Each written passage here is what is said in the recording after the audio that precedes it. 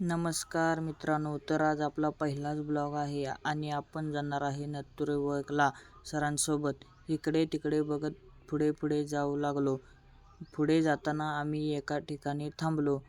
त्या ठिकाणाची सर माहिती सांगत होते, पण तिथं माझे मित्र मागे उभारून टाइमपास करत होते. त्या ठिकाणाची माहिती सांगून झाल्यावर आम्ही पुढे जाऊ लागलो. पुढे जात असताना आम्हाला चिंचेची खूप सारे झाडे दिसलीत.